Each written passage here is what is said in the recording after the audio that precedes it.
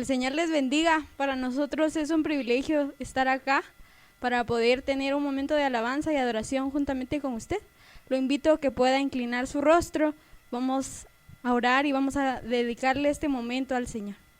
Señor Jesús, que estás en el cielo, te damos gracias, Padre eterno, por esta oportunidad. Te entregamos este momento de alabanza y adoración a ti, Señor. Te pedimos que sea como un olor grato ante tu presencia, Señor, ya que nosotros damos la adoración y la alabanza para ti, porque eres el único merecedor de toda adoración y de toda alabanza, Señor Jesús. Te pedimos por cada persona, hermano, amigo, que pueda estar viéndonos, Señor Jesús, que pueda ser de bendición para ellos, que puedan recibir por medio de palabra, de alabanza, aquella respuesta que ellos han buscado, Señor Jesús. Gracias, Padre eterno. Amén y amén. Los invitamos a que puedan utilizar sus manos ahí donde está, y si ustedes saben estas alabanzas, puedan entonarlas juntamente con nosotros.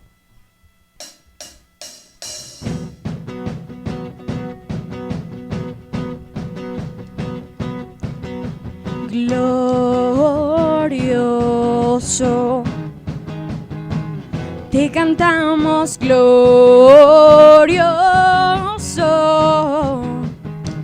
lo gritamos, Cristo te alabaré, tu nombre exaltaré, glorioso, nadie como tú.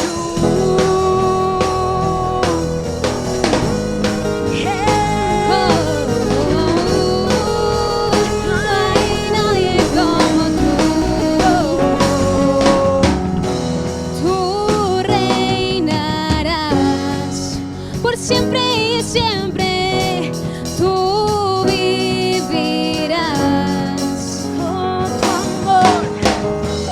tu amor será por siempre y siempre y no cambiará. Oh, gritaremos, Cantaré, porque bueno es Dios. cantaré, Bueno es el Señor. Declararé, nadie como tú. Glorioso, te cantamos glorioso,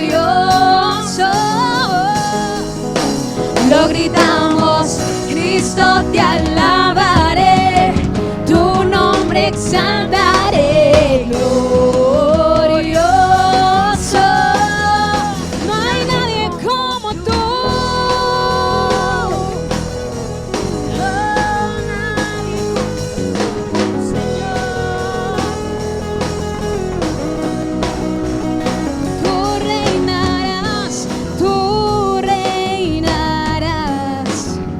Siempre y siempre tú vivirás, tu amor será por siempre y siempre y no cambiará. Gritaré, gritaré, porque bueno es Dios. Cantaré, cantaré, bueno es el Señor. Y declararé, nadie como tú.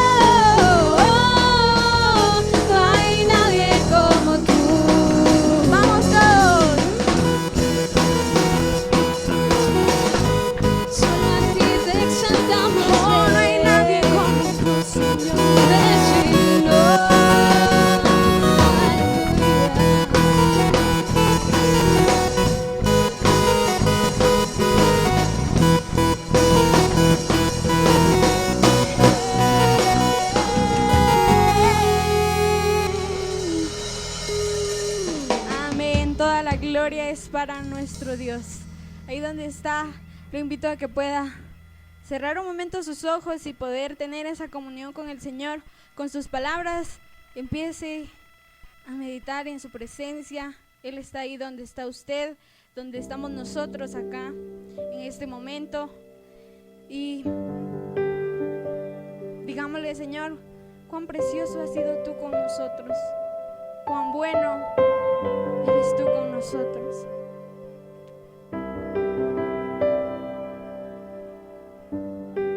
Gracias, Señor.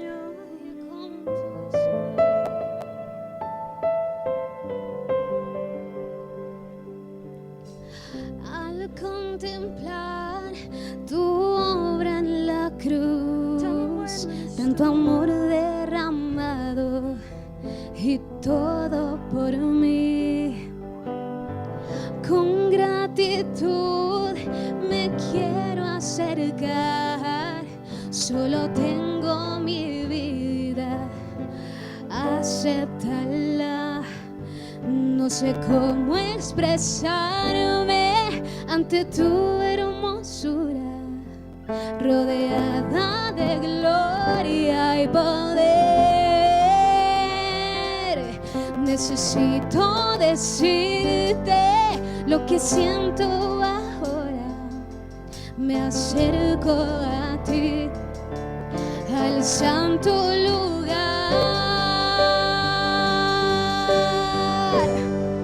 Precioso Jesús, mi Redentor, amado Señor, eres todo para mí. Te adoraré cada día de mi vida. No puedo vivir si no estás junto a mí.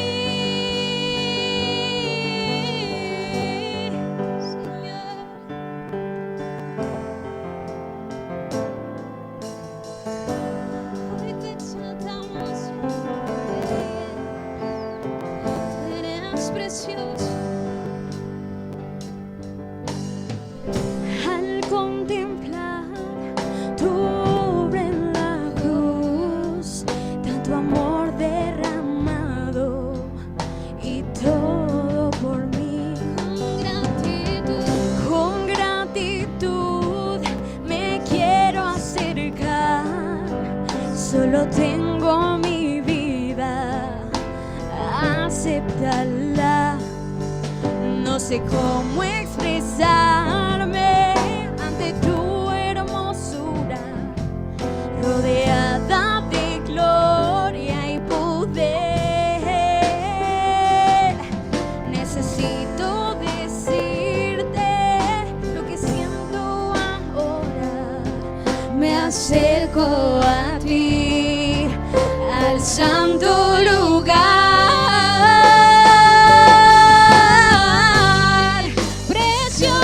Jesús, mi Redentor, amado Señor, eres todo para mí. Te adoraré cada día de mi vida. No puedo vivir si no estás junto a mí. Precioso Jesús, mi Redentor, amado Señor, eres todo para mí. Te adoraré cada día de mi vida. No puedo vivir si no estás junto a mí.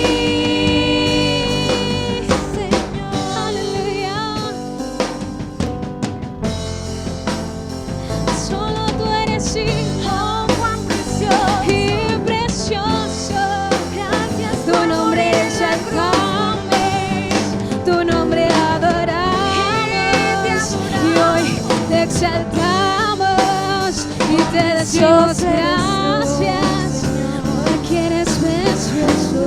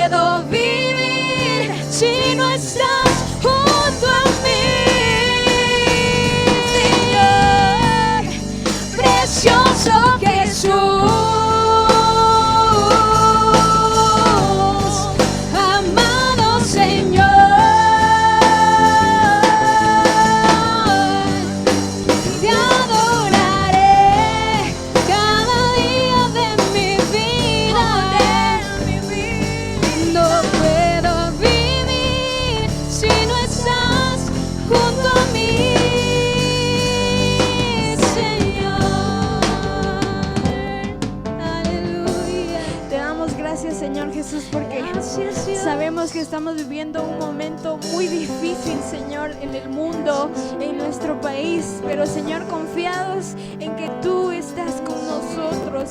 Tu bendición, tu cuidado, tu protección está con nosotros, con nuestras familias. Te pedimos que nos bendigas sobreabundantemente.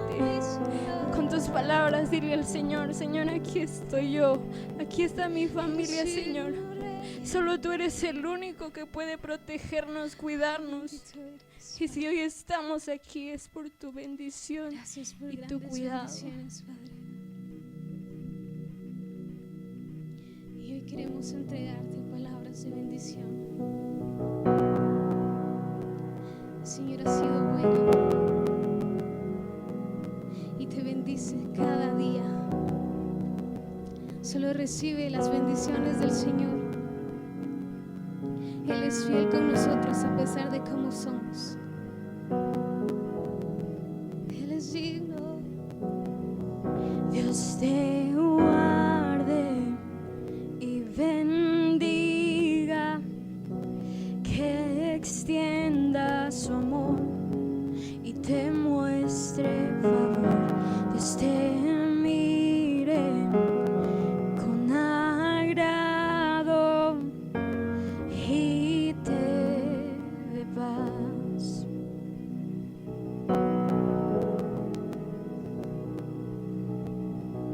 Dios te guarde y bendiga, que extienda su amor y te muestre favor. Dios te mire con agrado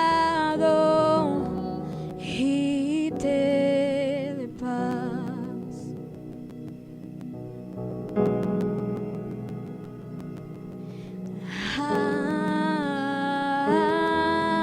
Amén. Amén. Amén. Amén.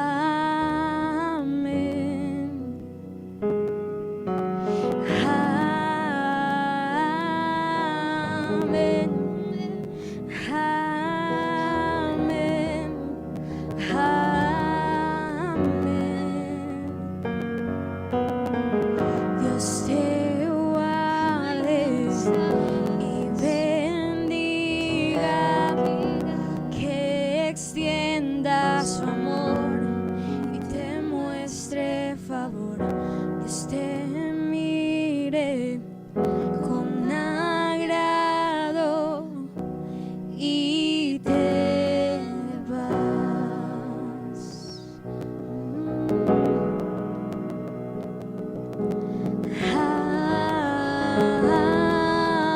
Amén. Amén. Amén. Amén.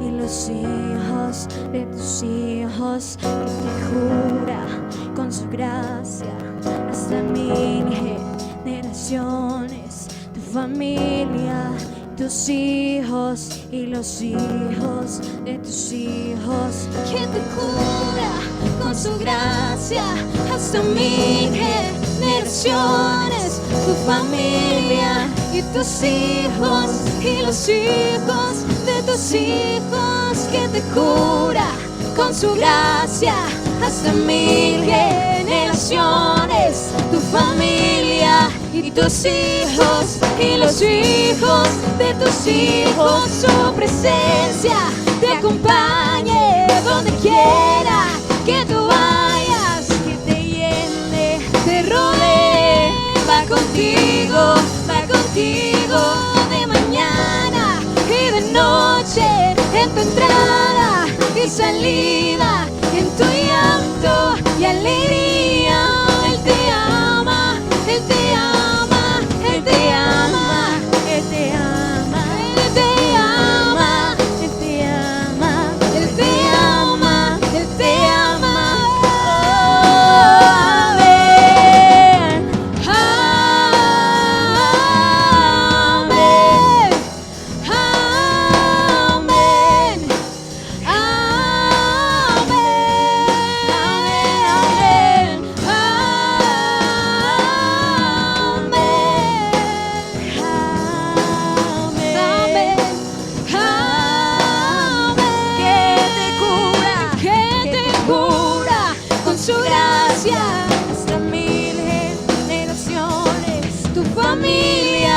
Tus hijos y los hijos de tus hijos. Su presencia te acompañe donde quiera que tú vayas, que te llene, te rodee, va contigo de mañana y de noche, en tu entrada y salida, en tu llanto y alegría. Él te ama, Él te ama, Él te ama, Él te ama, Él te ama y te dice que te ama.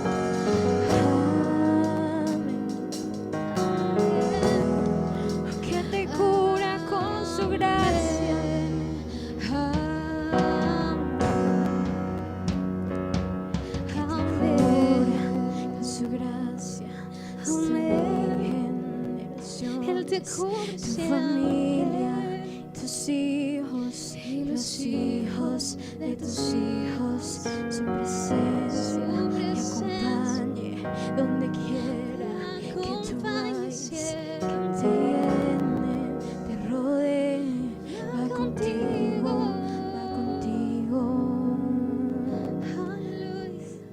Sabemos que el Señor está ahí donde tú estás.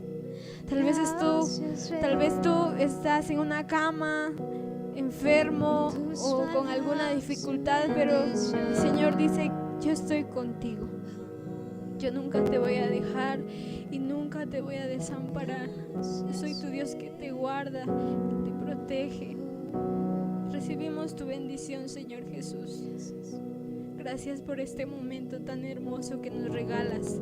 Gracias, Señor, porque aún tenemos la dicha de poder hacerlo. Porque hay muchas personas que quisieran hacerlo, pero no pueden, Señor Jesús. Y hoy te damos gracias, Señor. Gracias, Padre eterno. Esperamos que usted haya disfrutado este momento. Que el Señor les bendiga. Muy buena noche, amados hermanos. Dios les bendiga. Es un placer estar nuevamente con ustedes en este estudio, recordando que somos Eclesía, Pastores Unidos para la Proclamación del Evangelio, dándole continuidad a los estudios que hemos estado realizando en la carta a los Colosenses, haciendo memoria del estudio anterior, hablando siempre en el segundo libro de Colosenses, versículos finales. Nuestro último tema fue las implicaciones de nuestra muerte con Cristo, donde veíamos a qué nos estaba advirtiendo o qué nos está advirtiendo el apóstol Pablo en estos versículos. Y en esta oportunidad tenemos tenemos el tema para darle continuidad sobre el legalismo, la vida religiosa superficial, basados siempre en el mismo libro de Colosenses, versículos 22 y 23 del capítulo 2. Pero para ello le voy a pedir que nos acompañe a iniciar con una oración encomendando nuestra vida a nuestro Padre Celestial. Incline su rostro. Padre, en esta hora te agradecemos por la oportunidad que nos das de hacer este estudio bíblico, por la oportunidad que nos has dado de poder compartir tu palabra por este medio. Bendecimos la vida de los hermanos y amigos que nos escuchan a través de los diferentes medios y que esta palabra, Señor, pueda ser como un aliciente para cada uno de los que nos escuchan, así como ha sido para nosotros que hemos escudriñado tu palabra para poder compartir el mensaje que tú has puesto en nuestros corazones. Te agradecemos por la vida de los aquí presentes. En el nombre de tu Hijo amado Jesús, te damos gracias. Amén y amén. Así que, mis amados hermanos, les voy a leer lo que dice en el versículo 22 y 23.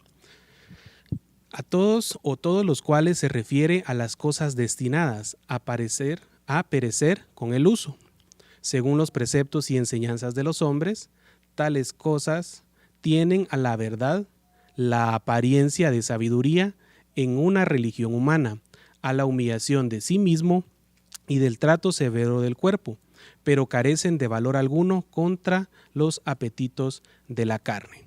Si nosotros podemos ver lo que nos refiere esta escritura y entendiendo como un todo lo que el apóstol Pablo ha estado enseñando, aquí podemos ver que todas estas características o todas las normas que se estaban poniendo en aquel entonces, todo lo legalista tiene un carácter transitorio y tiene un origen carnal definitivamente sobre el legalismo. Toda esta imposición de reglas de pureza, como las predicadas por los falsos maestros, es absurda por muchas razones. El apóstol Pablo ya lo ha mencionado y lo hemos visto, que en los Colosenses, y hace esta referencia que han muerto con Cristo a esta clase de preceptos. Pablo añade a estos argumentos algunas otras cosas muy importantes que son de carácter de transitoriedad o tienen el carácter transitorio, que están dirigidos o es definitivamente la humanidad y que que tiene ineficacia ante lo que se busca en realidad, que es la pureza misma del hombre ante la presencia del Señor. Sencillamente esto no sirve o no funciona contra las impurezas o para conseguir la auténtica santidad. Así pues nosotros podemos entender que todo esto es innecesario y que no es tan relevante para reconciliarnos con Dios por medio de Cristo. Dicho de una manera muy, muy fuerte, podríamos decir que son argumentos o cosas ineptas para los que buscamos estar delante de la presencia del Señor en total santidad. Es decir, que están fuera de lo que Cristo ha enseñado, de lo que hemos aprendido a través de la Escritura. Si estas partes o estas enseñanzas no solo conducen a ninguna parte, sino que se desvían al hombre mismo lejos del camino de verdad, crean ilusiones de santidad. ¿Qué quiere decir eso? Que crean o hacen pensar de que el hombre a través de seguir estas normas tiene una santidad y realmente no es lo que las escrituras nos enseñan. Son tradiciones humanas que no solo añaden a la palabra de Dios, sino que en realidad quitan de ella, porque se sumergen bajo a creaciones elaboradas hasta prácticamente desaparecer.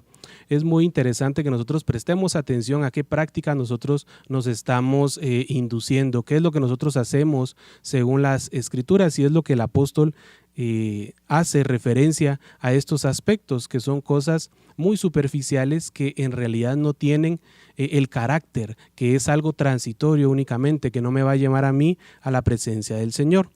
El primero de los puntos que aclara o que hace de argumento el apóstol es que tales preceptos se refieren a cosas destinadas a perecer con el uso. ¿Qué quiere decir eso? Que tienen un momento o una fecha de caducidad. En primer lugar, dice que las cosas prohibidas, que los falsos maestros solo tienen una existencia provisional. y haciendo referencia a las Escrituras, pertenecen a este mundo, mientras que el creyente pertenece a la eternidad. Qué absurdo pues es sujetarse a las ordenanzas materiales que no tienen entidad duradera. Tales cosas, como ya lo hemos escudriñado, comida y bebida, prohibidas por los ritualistas, están destinadas a la corrupción. Pertenecen esencialmente al orden corruptible de este mundo, por tanto no pueden sujetar al creyente. ¿Qué necesidad pensar que una auténtica santidad tiene esencialmente su origen en el corazón del hombre? ¿Cómo podríamos nosotros considerar que seguir estos lineamientos nos van a conducir a nosotros a una espiritualidad y que se pueda regir por medio de esto y lograr las cosas que tiene que ver con el cuerpo?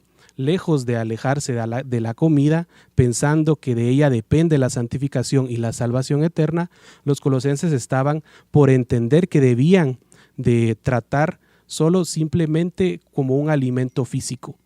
Sin duda en algún momento alguna precaución física por abstenerse de algún alimento puede existir, pero no precisamente por ello se va a determinar la santidad o no de una persona. Por algunas cuestiones médicas muchos nos hemos tenido que abstener de algún alimento por algún momento, pero eso no va a determinar la santidad en sí misma por lo que dejemos o no dejemos de ingerir en nuestros cuerpos.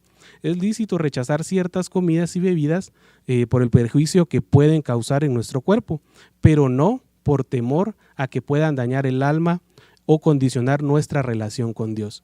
Sin duda el apóstol Pablo concede a la comida el mismo valor que vemos en las palabras de Jesús, haciendo referencia a lo que cita en Mateo 15 en versículo 11 y también al relato que se vuelve a mencionar en el versículo 17 al versículo 20, que se los voy a leer. Dice: ¿no entendéis que todo lo que entra en la boca va al estómago y luego se echa en la letrina?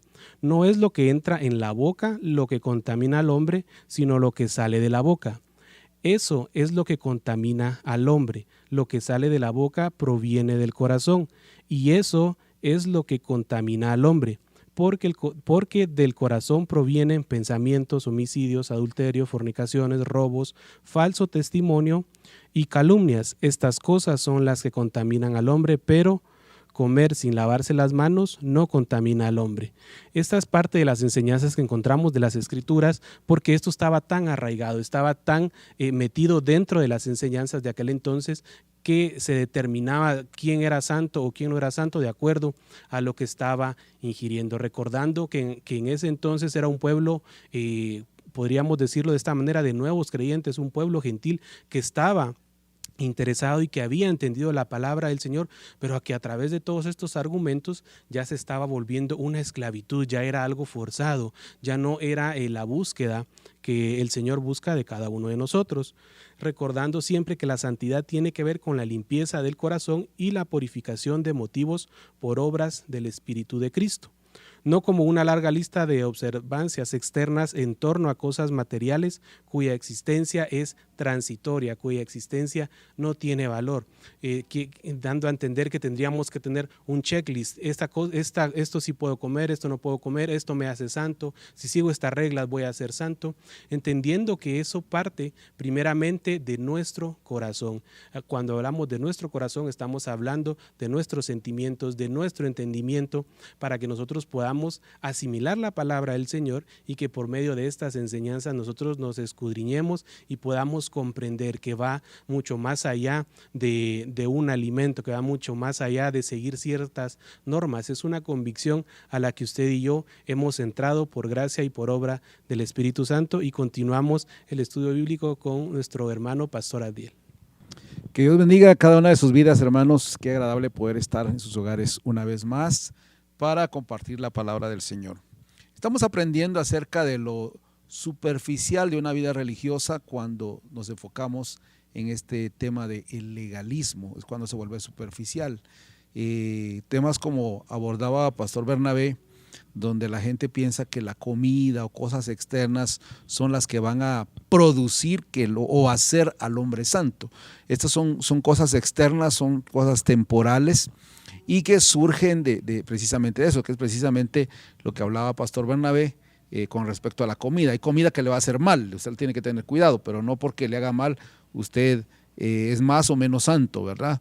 De eso no está hablando Pablo, y de eso nos va a hablar en el capítulo 3. De allí en adelante empieza lo que realmente debe importarnos a nosotros como hijos del Señor.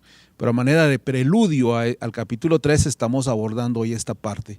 El segundo tema son acerca de los preceptos y enseñanzas de los hombres, es decir, esto que se estaba enseñando no era un principio bíblico, sino era la elucubración, las ideas de los falsos maestros, ¿verdad? Entonces, sabemos que la pureza externa no corresponde al criterio de Dios, sino que es fruto de consideraciones meramente humanas. Por eso va a decir desde el capítulo 2, verso 8, según las tradiciones de los hombres. Si aún los preceptos de la misma ley de Dios, que forman parte de ese documento de deuda, habían sido cancelados y clavados en la cruz, estas reglas de tradiciones y tabúes eran realmente fabricaciones humanas, cosas que a veces nosotros pretendemos que sean más importantes. Algunos se enfocan en cosas muy, muy externas. La frase que usa el apóstol cuando dice preceptos y enseñanzas está pensando claramente en el contenido de las doctrinas heréticas de las cuales agarraban la autoridad estos falsos maestros, o lo que ellos proclamaban. Ellos no habían sido enviados por Dios ni enseñan conforme a la revelación, pertenecen a un sistema humano con criterios carnales, porque su origen es solamente humano, no tienen ninguna autoridad divina. En esta frase que se nos recuerda después de las palabras dirigidas por Cristo a los fariseos y a la vez citada por los profetas: hipócritas, bien profetizó Isaías de vosotros cuando dijo: este pueblo con los labios me honra, pero su corazón está muy lejos de mí, mas en vano me rinden culto, enseñando como doctrinas preceptos de hombres. Yo quiero decirles, y es importante que en esta parte entendamos que hay cosas que nosotros hacemos por convicción y porque estamos seguros, porque creemos que es, por ejemplo, el vestir decentemente. Eso no pelea con nadie. No estamos diciendo que a Dios no le importe la forma, nuestra apariencia. Si a Dios no le importara nuestra apariencia, cuando habla del sacerdocio en el Antiguo Testamento, no fuera tan puntual y no tuviera tantos elementos de significado importante. Entonces, sí le importa nuestra apariencia, pero no es lo más importante, no es lo que yo aparento, sino lo que yo soy por dentro primero, que es lo que Él va a enseñarnos a través de esto. Entonces, la tercera cosa que podemos ver acá es cuando Pablo habla de la total ineficiencia de las normas de los falsos maestros para obtener un resultado deseado. Es decir, yo no puedo cambiarme la ropa sin haber cambiado por dentro. O sea, tengo que tener desde adentro el deseo del cambio, es lo que está diciendo. Ellos pretendían liberar al hombre de su carnalidad, pero en realidad solo la exacerbaban, es decir, solo la escondían. Así pues, la razón principal por la que los colosenses no deben someterse a las normas de los falsos maestros es que éstas no sirven para el propósito que las motiva. No nos apartan del mal. Por ejemplo, si no se corta el pelo, usted se va al infierno. Si él no quiere hacerlo, usted no lo puede obligar. Si él se lo corta solo por quedar bien con usted, todo el mundo lo va a hacer más santo. Va a aparecer, pero no es por dentro. Está como aquel niño que el papá le dice: siéntese, no me siento, siéntese, no me siente, siéntese, no me siento. Y cuando el papá saca algo con que golpearlo, el niño se sienta y le dice: pero en mi corazón sigo parado. Entonces, ¿de qué nos sirve tener gente o que usted siga una regla solo porque se lo piden, pero no lo siente adentro? Eso es lo que realmente debemos de pensar. ¿Qué hace el cambio adentro? Y de eso vamos a hablar mucho más de aquí en adelante. Por eso es la clase de ordenanzas y preceptos que los falsos maestros estaban enseñando pueden dar la impresión de una práctica religiosa conveniente o convincente, ¿verdad? El legalista se gana rápidamente el prestigio como persona espiritual por el gran público que se deja engañar o impresionar por las apariencias externas. Y como ya hemos dicho, el legalista suele conceder mucha importancia a las cuestiones externas y dedicar mucho tiempo a normas de conducta visibles. En cambio, no se ocupa muy relativamente o no le presta atención a cuestiones trascendentes y especialmente a las actitudes del corazón. Podemos prescindir de ciertas comidas o ciertas bebidas, guardar religiosamente ciertos días festivos, practicar ciertos ritos. Todas esas cosas se ven inmediatamente y por lo tanto parecieran darnos cierta reputación espiritual. Pero es mucho más difícil discernir valores como la justicia, estoy siendo o no estoy siendo justo, la paz y el gozo en el Espíritu Santo, que constituyen la esencia del reino de Dios. ¿Cómo estoy actuando desde adentro? Así pues, si de apariencia se trata, es cuestión de una mera religión humana. Los falsos maestros aparentan tener sabiduría espiritual, pero de hecho no la tienen. Yo he oído mucha gente, muchos predicadores dicen, es que la sana doctrina, es que la Biblia dice. Estuve una oportunidad escuchando a un hombre predicando 1:30 diciendo la sana doctrina, lo que la Biblia dice, y en todo el mensaje de 1:30 solo es un versículo que no tenía nada que ver con el tema que estaba hablando. Pero repetía insistentemente en eso. No se trata de eso. La palabra griega traducida en nuestra versión como religión humana significa literalmente culto de voluntad o culto autoimpuesto o lo que yo creo o pienso que debe hacerse. Se refiere a un culto elegido por uno mismo, culto o rito que uno mismo se ha impuesto, que uno mismo se ha inventado. Es decir, apunta a aquella religiosidad cuyo origen se encuentra en la fértil creatividad religiosa del ser humano, no en la revelación de Dios. Hay muchas cosas que nosotros pensamos que son las que proveen santidad y que realmente no contribuyen en nada. Desde tiempos de Caín, el hombre se ha inventado sus propias formas de culto, vez tras vez y muchas maneras, miles de formas, y ha cometido la necedad arrogante a decidir las normas de práctica religiosa y luego creer o pensar que Dios tiene que complacerse con ellas, es decir, esto tiene que agradar a Dios.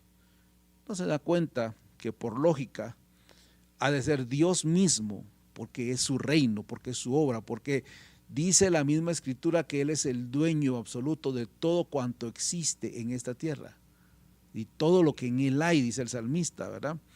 Lo que en el mundo hay, de Dios es el cielo y su plenitud y todo lo que en Él habita, dice el salmista. Él determina las reglas del juego. No le corresponde al hombre rebelde decidir cuáles son las condiciones de su rendimiento y aceptación ante Dios. Estas son prerrogativas exclusivas de Dios mismo. Es Dios el que establece, el Dios es el que decide. Por esto este preludio que estamos haciendo previo a comenzar el capítulo 3 de Colosenses, donde vamos a entender, donde vamos a aprender el detalle de cómo Dios espera esa santidad de nosotros. El apóstol está preparando el terreno para eso. No son las reglas humanas, no es la apariencia, es mucho más que eso y de eso vamos a continuar aprendiendo. Mientras tanto, nuestro hermano Vicente continúa con este tiempo. Que el Señor bendiga nuestras vidas, nuestras almas. Siguiendo con el estudio de esta oportunidad, en el caso de los herejes de Colosas, que el apóstol Pablo ha estado denunciando a lo largo del capítulo 2 de Colosenses. Esta es una religión inventada, tenía que ver con el culto a los ángeles, conforme el versículo 18 del capítulo 2, que dice culto a los ángeles, entremetiéndose en lo que no ha visto, vanamente hinchado por su propia mente carnal. Y su aceptación como tantos otros mediadores entre Dios y los hombres. Tengamos presente que en Primera de Timoteo, en su capítulo 2 y versículo 5 dice, porque hay un solo Dios y un solo mediador entre Dios y los hombres, Jesucristo, hombre. Entonces, nuestros hermanos han estado enfatizando la superficialidad de estas cosas, de la herejía que menciona el apóstol Pablo, incluyendo entre estas cosas, ya lo dijeron nuestros hermanos, prohibiciones, legalismo, y también incluyendo las características como la humillación de sí mismo y el trato severo del cuerpo. Como en el versículo 18 que leí, la humillación no es la auténtica humildad de espíritu exigida por el Evangelio, sino la humillación superficial y externa practicada por los falsos maestros, viviendo una vida de austeridad y renunciando a todos los placeres materiales. Ciertamente, como decía el pastor Abdiel, granjeaban una reputación de santidad, pero en realidad, como ya hemos visto, se caracterizaban por su soberbia, pues pretendían alzarse como árbitros de la salvación, decidiendo ellos mismos cómo se tenía que llegar a Dios y desbancando o marginando, haciendo a un lado la enseñanza y la obra completa de Cristo. Las Escrituras nos enseñan que la falsa humildad, que sirve como máscara para disfrazar el orgullo, es una abominación y que no hay mayor peligro espiritual que el de apoyarnos en nuestro propio entendimiento. Dice en Romanos 12 y el versículo 16 en su última parte: no seáis sabios en vuestra propia opinión. También en Proverbios, en su capítulo 26, versículo 12, dice: ¿no has visto a un hombre que se tiene por sabio? Más esperanza hay para el necio que para él. También en su capítulo 16, versículos 5 y 18 al 19, dice: abominación es al Señor, es todo el que es altivo de corazón, ciertamente no quedará sin castigo. Delante de la destrucción va el orgullo y delante de la caída la altivez de espíritu. Mejor es ser de espíritu humilde con los pobres que dividir el botín con los soberbios. No sabemos exactamente qué más, hasta dónde llegaba, ni en qué consistía el trato severo del cuerpo, pero podemos suponer que incluía ayuno frecuente, también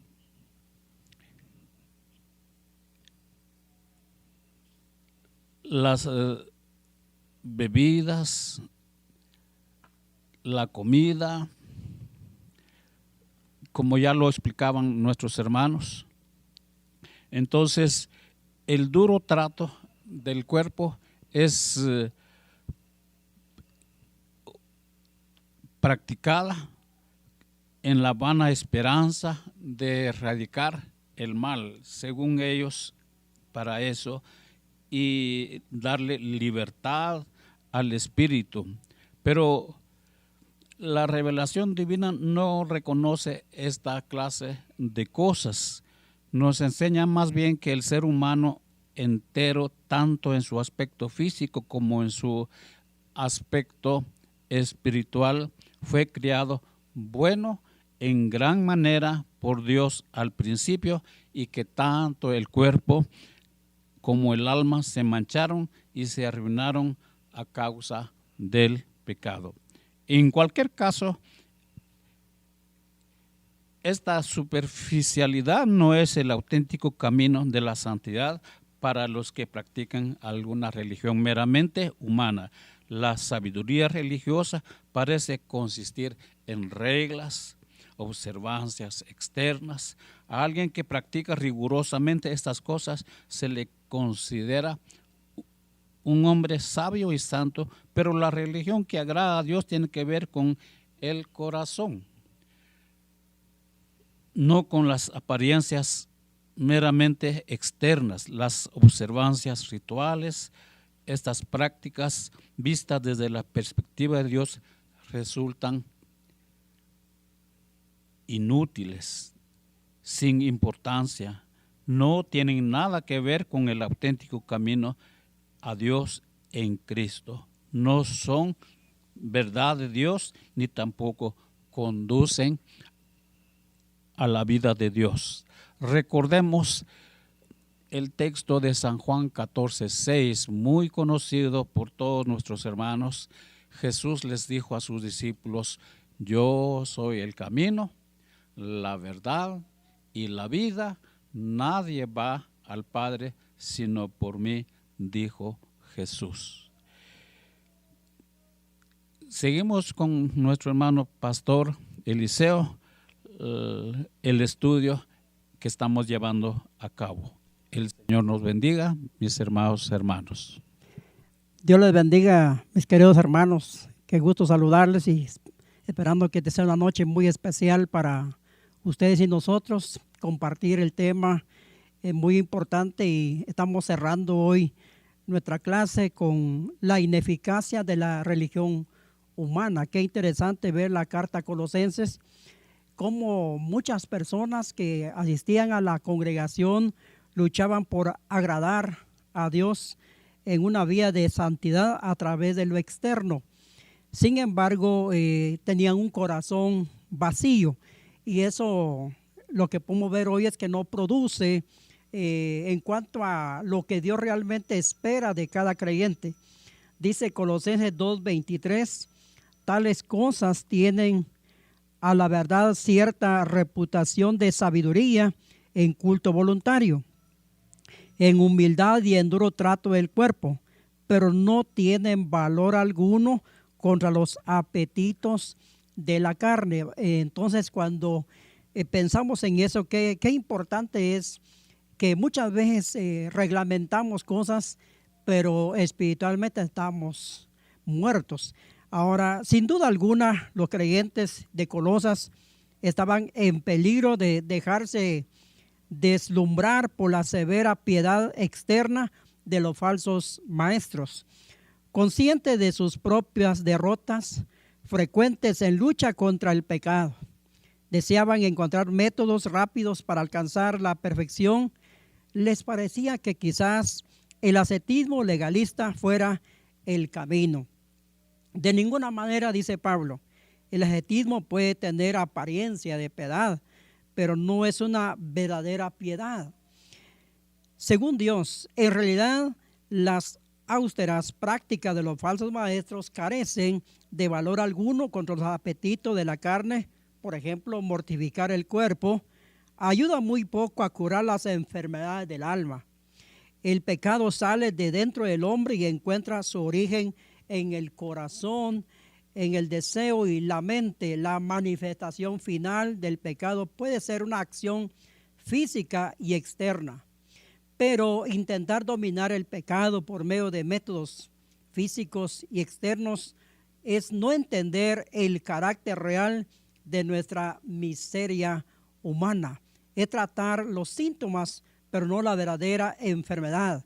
Solo logra una santidad superficial y ficticia. Qué importante cuando pensamos en eso. Y lamentablemente en algunas ocasiones como iglesia quizás hemos caído en este asunto de caer en estos parámetros, poner las normas superficiales y olvidar realmente que Dios lo que ve es el corazón. Sin embargo, no tenemos que ver más que una lucha que hay en sí, en los deseos de la carne.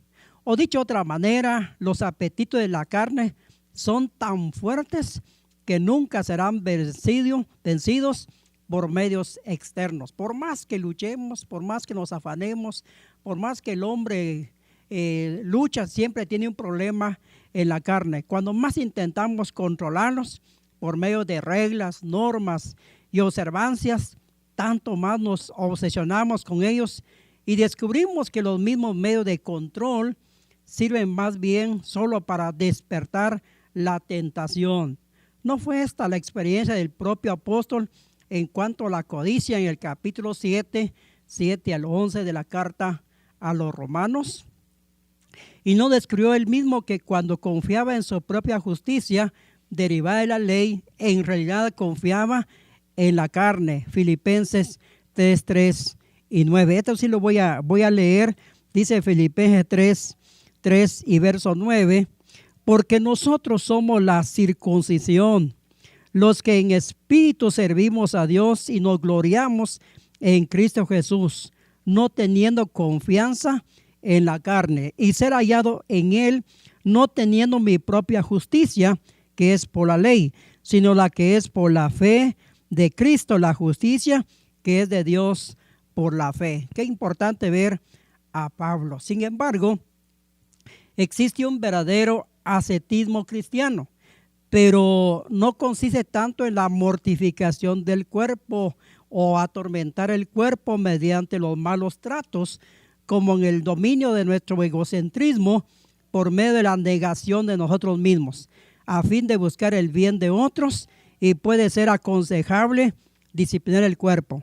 Pero la disciplina física solo es de valor relativo o momentáneo, no es de la esencia de la ética cristiana.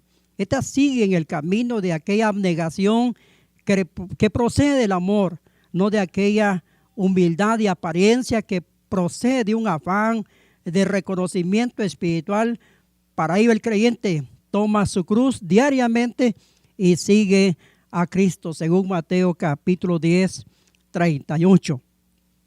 Y para ello también cuenta con el fortalecimiento del Espíritu Santo en el hombre interior, según Efesios 3:16, y con la gracia diaria que Dios suple. En otras palabras, todo creyente tiene una lucha diaria, una lucha en sí mismo, en todo aspecto y en todo lugar. Y esa lucha solo se gana reconociendo que Dios nos ha dado su Santo Espíritu para poder avanzar en medio de un mundo malo. Así pues, de ninguna manera debían los colosenses dejarse engatusar por la elocuencia o por la falsa piedad de los herejes.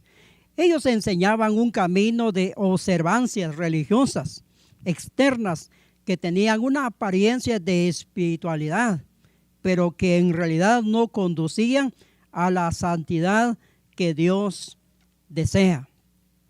Y nosotros, antes de promulgar de cualquier enseñanza, regla o tradición que pretende regular nuestra vivencia cristiana, hacemos bien en plantearnos 3 preguntas que desprenden de la argumentación que Pablo trata en esta noche. La primera, ¿se dirige esta norma a cuestiones del corazón humano o solo intenta regular cuestiones externas? Es decir, versa sobre las grandes cuestiones de la fe, el amor a Dios y al prójimo, la justicia y la paz y el gozo en el Espíritu Santo, o sobre asuntos materiales de carácter efímero y transitorio. Número 2, está firmemente anclada en lo que la palabra de Dios dice acerca del nuevo pacto en Cristo, o tiene nada más su origen más bien en tradiciones humanas. Y tercero, conduce realmente a la santidad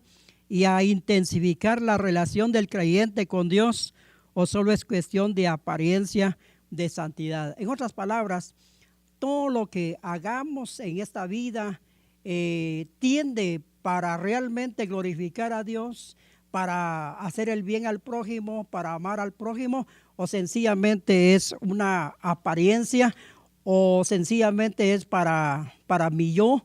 Es lo que trata el apóstol de explicar.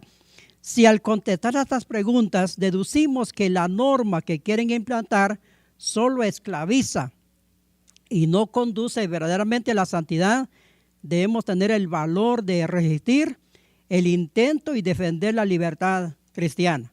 Si pues la espiritualidad de los falsos maestros no es el camino a seguir, ¿cuál es el camino correcto que nos conduce a un verdadero comportamiento en consonancia con el Evangelio de Cristo? Esta es la pregunta a la que Pablo procede a contestar en los versículos siguientes. Bueno, qué importante entonces llegar a esta conclusión en esta noche. Hemos visto una falsa práctica de santidad en la vida de los falsos maestros. Han luchado por pintar una práctica superficial, pero con un corazón vacío. Pablo espera corregir esta práctica en el capítulo 3 de Colosenses. Así que esperamos que tanto ustedes como nosotros podamos ir pensando en el capítulo 3 y ahondar en ella, que será de mucha bendición para nuestra vida, para explicar lo que realmente Dios espera de cada creyente en la vía de santidad. Hoy hemos visto entonces la falsa práctica, la falsa forma de vida que muchas veces ha torcido en cierto modo nuestras congregaciones y aún nosotros mismos en nuestra forma de pensar. Pero realmente lo que Dios quiere es una vida de santidad en la práctica bíblica que aparece en el capítulo 3. Así que, mis hermanos, ha sido un gran gusto estar con ustedes. Eclesía está presente y deseamos que hayamos disfrutado el estudio de la noche y queremos orar. Queremos cerrar esta sección orando y pidiendo a Dios que bendiga su vida como también la nuestra. Oremos. Bendito Dios, esta es una bonita noche para agradecerte por todas tus bondades. Y qué bueno, Señor, poder nosotros ahondar en tu palabra. Qué bueno también ver esta carta a Colosenses que nos orienta, nos dice realmente lo que debemos hacer y no hacer. En esta lección, Señor, hemos aprendido que la iglesia de Colosas había caído en un problema donde habían surgido falsos maestros que enseñaban una falsa práctica de espiritualidad. Y es seguro que muchas veces también nosotros como líderes e iglesias hemos caído en estas cosas, pero pedimos perdón y rectificar estos errores de sabios. Ayúdanos, Señor, a poder encaminar la iglesia, tu obra, a través de lo que realmente tu palabra quiere enseñarnos. Hoy gracias por estar juntos con mis hermanos pastores y compartir el tema. Ha sido de gran bendición. Es grato estar, Señor, delante de ti y poder también enseñar a nuestra audiencia lo que tu palabra quiere enseñarnos. En esta oportunidad te agradecemos y permite, Señor, seguir bendiciendo nuestras vidas en general. Y te alabamos por todo lo que hemos aprendido hasta aquí y que la gracia tuya sea con nosotros. Oramos en Cristo Jesús. Amén y amén. Bendiciones, mis hermanos. Dios les bendiga. Hasta la próxima.